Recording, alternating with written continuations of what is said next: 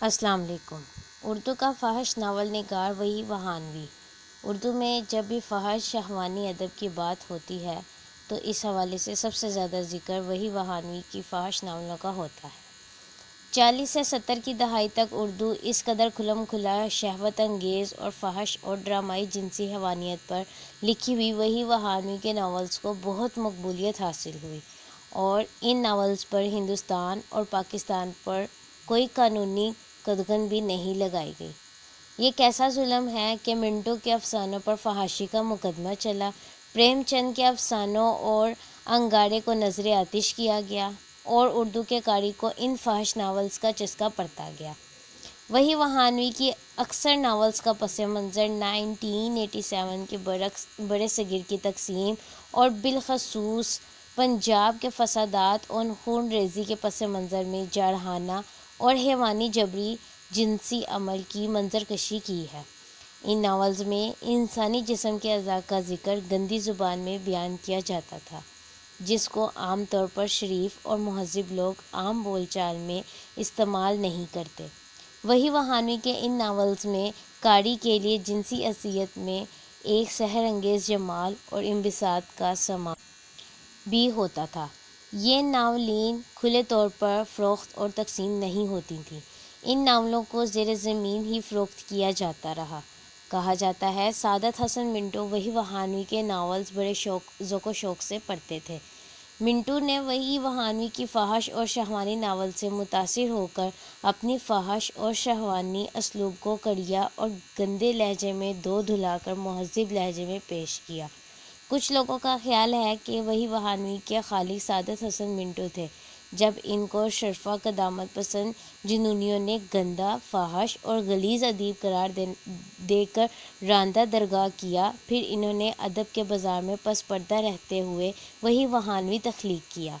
ان کی وفات کے بعد اس نام کے پیچھے بہت سے چہرے بدلتے رہے، لیکن منٹو جیسی بات کہاں تھی۔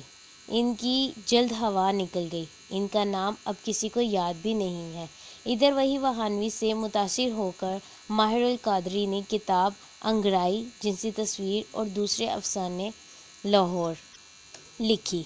اسی زمانے میں وحی وہانوی کا نام نسیم انہونی سے بھی جوڑا گیا اور کہا گیا کہ یہی وحی وہانوی کا دوسرا نام ہے، اور یہ انکشاف بھی ہوا کہ وحی وہانوی کے نام سے یہ فحش اور اوباش ناول شوکت تھانوی لکھا کرتے تھے۔ جب اردو میں اس گندے اور فحش ادب کو شہرت ہوئی اور مقبول ہوا تو علی عباس حسینی نے سنجیدگی سے اس کا نوٹس لیا اور ان فحش ناولز کی کے طور پر ابن صفا کو جاسوسی ناول لکھنے پر اکسایا۔ حسینی صاحب ایک چھاپے خانے کے مالک بھی تھے۔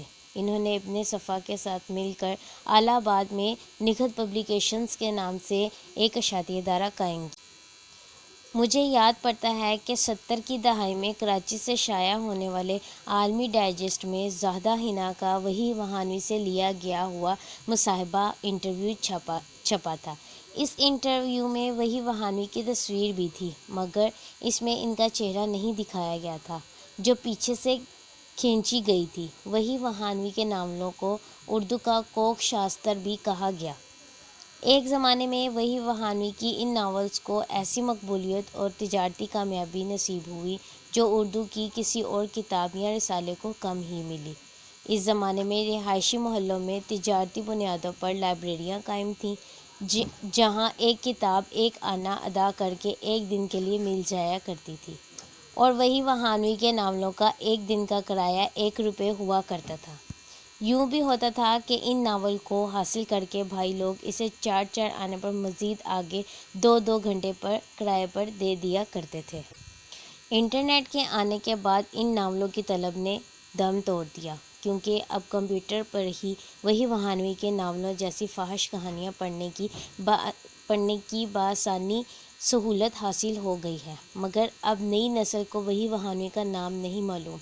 اب وہ اردو میں قصہ پارینہ بن چکے ہیں۔ وحی وہانوی کے ناولوں کی فہرست یہ ہے: ننگا شکاری، اوئی اوئی، جنسی محبت، جوانی کا انتقام، مستانی جاسوسا اور آگ بجھ گئی، جولی، روزی، شیلا، کنوائے جذبات، رنگیلا ڈاکٹر، عیاش ڈاکٹر، رات کے شہزادے، کئی حرامزادے، رنگیلی ماں، رنگیلا بیٹا، اٹھتی جوانی، تڑپتی جوانی، بہکی جوانی، زیبی، توبہ توبہ جوانی، مجبور جوانی، عیاش نازنین، آوارہ پھول، کچے پھول، ننگی عورت، چالو لڑکی، لاجو، تاجو، مستانی، کیفے گرل، عصمت فروش، مجبور جوانی، جب جوانی آئی، جب لٹ گئی جوانی، جوانی کا طوفان، جوانی کے مزے، میرا نام ہے جوانی، بے چین لڑکی، جنم جنم کی پیاسی، بھیگی شلوار، ننگا بدن، گرم جوانیاں، جنسی جوانیاں، بے قرار جوانیاں، الہڑ جوانیاں، کوک شاستری لڑکیاں، حسن کا چور، رات کے شہزادے، ننگا بدن، یہ کالم فیس بک پر ان کے پہلے سے موجود ہے۔ شکریہ۔ ہمارے چینل کو لائک اور سبسکرائب کریں تاکہ ہماری نیوز آپ تک بر وقت پہنچتی رہے۔